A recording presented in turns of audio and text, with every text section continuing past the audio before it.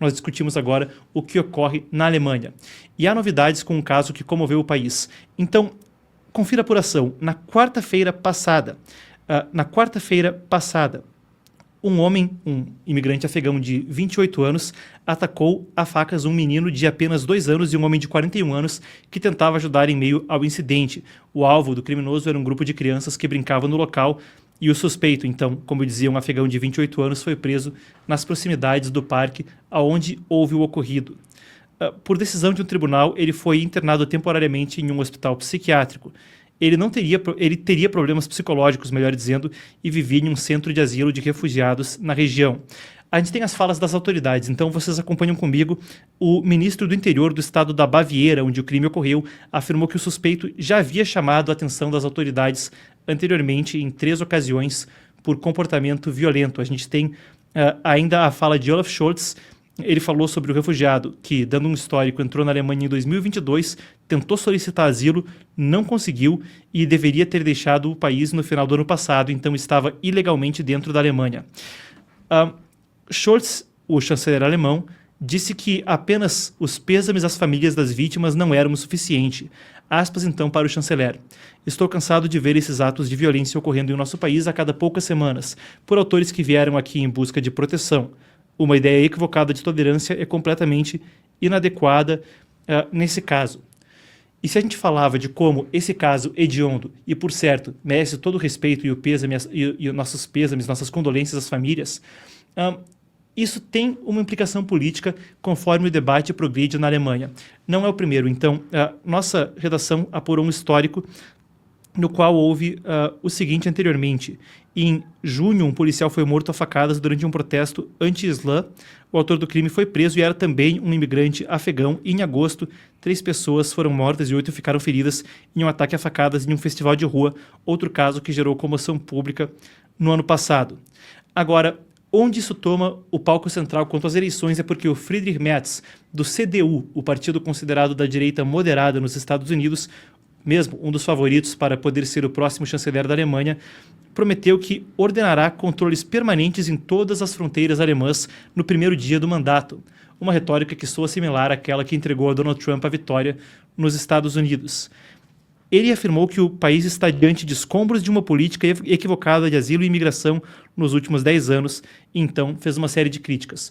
Mais importante que isso, a Alemanha funciona com um sistema parlamentarista e o partido mais à direita do que o CDU, o AfD, que tem chamado a atenção por outros fatores, incluindo também o apoio de Elon Musk, pode ser um aliado em termos de controle migratório, conforme a gente vê políticas que podem ser mais duras na Alemanha.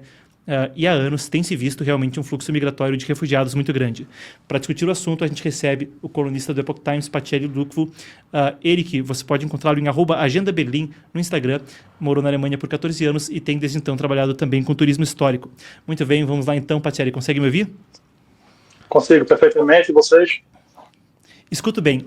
Bom, eu fazia um resumo de casos anteriores que chocaram o público e como isso pode impactar as eleições seguindo adiante.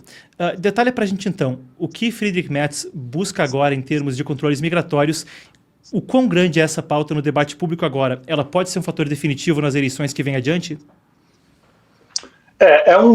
Certamente é o maior tema da Alemanha hoje em dia. Na verdade, está entre os 2 principais temas, sendo ele aí, né, ao lado do tema da economia. A economia alemã, todo mundo sabe, já não está indo muito bem. Então, a questão da economia, e muito por conta do atentado que a gente teve na semana passada, essa questão da imigração. Então, vocês fizeram aí um excelente apanhado dos últimos atentados que a gente teve aí na Alemanha, né, e assim, atentados que costumam observar um certo padrão, né, muitas vezes imigrantes ilegais, sempre do mundo muçulmano, muitos que já deveriam ter saído do país, só que realmente, né, nos últimos anos, a Alemanha tem adotado aí uma política de tolerância muito grande, que fez com que muitas dessas pessoas entrassem no país tranquilamente e ficassem e acabaram praticando esses crimes, né, essas atrocidades, na verdade. Mas, de fato, a política que Merz está querendo é diminuir um pouco do estrago que foi feito pelo partido dele durante a época da chanceler Angela Merkel. Né? E aí a gente tem uma curiosidade nessa questão, é que depois que a gente teve todos esses atentados, a retórica era sempre a mesma. Todo mundo dizia que alguma coisa deve ser feita, né? Solidariedade às famílias e às vítimas, né? As famílias e as vítimas. e assim por diante, e nada mudava. Dessa vez, com a proximidade da eleição, realmente o partido de Merz, que fica aí, está estagnado, cerca de 30% dos votos, de acordo com as pesquisas, inclusive caindo um ponto nas pesquisas mais recentes, ele decidiu tomar uma medida mais dura, de certa forma, fazendo a mímica aí do que o próprio Donald Trump tem feito, né, para tentar atingir uma quantidade maior de público. A novidade dessa vez é que ele teria, em tese, o apoio do AfD. Só que a gente tem falado nas semanas anteriores do negócio chamado Brandmauer, que seria o muro contra o incêndio, que é basicamente um acordo de todos os partidos da Alemanha para evitar que o AfD participe da vida política do país. E, contrário ao que muita gente imagina, não é simplesmente para impedir que o AfD faça parte de alguma coalizão, não. É para impedir que leis sejam aprovadas com o voto do AfD. Então, nessa situação, o Merz ele estaria numa situação muito difícil, porque se ele apresentar essa proposta como ele já apresentou, ele teria necessariamente o voto do AfD, o que seria um furo no chamado Brandmauer, nesse muro, né? Então, o que é que ele fez? No texto da proposta de lei, ele colocou que o AfD era um partido que se aproveitava do medo das pessoas, da imigração em massa que aconteceu na Alemanha, para espalhar a teoria da conspiração e para incitar o ódio contra os estrangeiros.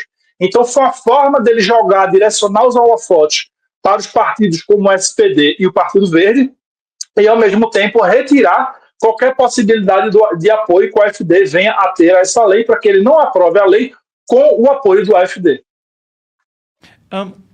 Pacelli, ainda discorrendo a respeito do assunto da Alemanha, mas uma outra questão que vem estado à tona, e você conversava comigo anteriormente, a respeito do Green Deal da União Europeia, que agora parece enfrentar alguns desafios. Claro, o New Deal houve nos Estados Unidos anteriormente, na época de Franklin Roosevelt, presidente que liderou o país durante a Segunda Guerra Mundial. O presidente anterior, Joe Biden, falava de um Green New Deal, um novo negócio industrial que fosse, então, promover uma grande transição energética e fosse, com regulações, ter uma economia supostamente mais sustentável. Agora, tanto com a retórica de Donald Trump, como visto em Davos, e também em outros pontos, muita gente questiona quanto às regulações da União Europeia, em termos de elas podem manter uma economia sustentável, e agora isso parece enfrentar alguns desafios. Então, traz para a gente quais são as novidades em termos do Green Deal da União Europeia e de regulações ambientais, quais as preocupações em termos de competitividade e o que a gente pode esperar seguindo adiante em termos de é possível um aumento de competitividade com menos regulações na pauta ambiental? É perfeito. Eu acho que essa pauta é muito interessante porque ela, de certa forma, é uma repercussão das medidas que Trump tem tomado lá nos Estados Unidos, né? Tanto essa questão migratória, sobre a qual a gente acabou de falar, quanto essa questão climática, porque a Europa se viu numa situação de que ela iria perder qualquer relevância econômica nas próximas décadas, né, diante do mundo inteiro. Então vamos lá, né? Lá para 2019, mais ou menos, a Ursula von der Leyen, né, que seria a chefe da Comissão Europeia, ela foi colocada no poder, de certa forma, por Angela Merkel, né, foi ministro da Defesa de Merkel, na Alemanha. Ela propôs, né, e aprovou o chamado Green Deal, que seria um conjunto de regulamentação, que na verdade é um direcionamento para onde a Europa, para onde a União Europeia deveria ir. E durante esses 5 anos do Green Deal, cerca de 70 leis, não são 70 artigos, tá? São 70 leis que foram aprovadas com regulamentações ligadas a questões ambientais, a questões climáticas. De forma que o mundo empresarial europeu já começou a dizer, nos últimos anos, de que o principal fator de hostilidade para os negócios dentro do continente europeu era exatamente o excesso de burocracia, o excesso de regulamentação, principalmente nessa pauta ambiental. Então, semana passada, né, vazou um documento, o Welt, no jornal alemão Welt, um dos principais, vazou um documento de que deveria ser publicado somente na próxima semana, falando de que agora não é mais o Green Deal, o direcionamento da União Europeia, agora deveria ser, ou viria a ser, o chamado Bússola para a Competitividade, né, que seria um conjunto de medidas que deveria, por exemplo, até anotei aqui algumas mais interessantes, de que redução de até 35% nas exigências regulatórias para as empresas europeias, né, entre outras coisas, maior acessibilidade aos fundos europeus sem tanta exigência climática para a pessoa ter acesso, para as empresas terem acesso a esses fundos.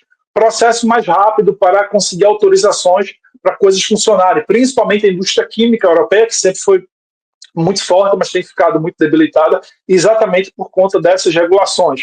né, mudança de prioridade. Agora a prioridade deixa de ser uma coisa mais ambiental para ser uma coisa mais econômica. E aí alguns jornalistas, alguns analistas, né, na Europa têm dito que agora seria uma nova filosofia. Agora é a filosofia do economia primeiro, né, economy first, ou então a Europa primeiro, a Europe first, né? Então seria realmente um respingo do que Donald Trump tem feito nos Estados Unidos, porque se a Europa não adotasse as mesmas medidas que ela critica que Trump faz, ela ficaria extremamente para trás no mundo. Perfeito, Patieri. Vocês podem acompanhar o Patieri em @agendabelim, vocês viram na tela há pouco, muito bem, está na tela então. E claro, o Patieri explica mais, expande sobre esses assuntos em coluna semanal no Epoch Times Brasil, epochtimes.com.br, para quem quiser conferir. Como sempre, muito obrigado pela participação, Patieri. Obrigado, boa tarde.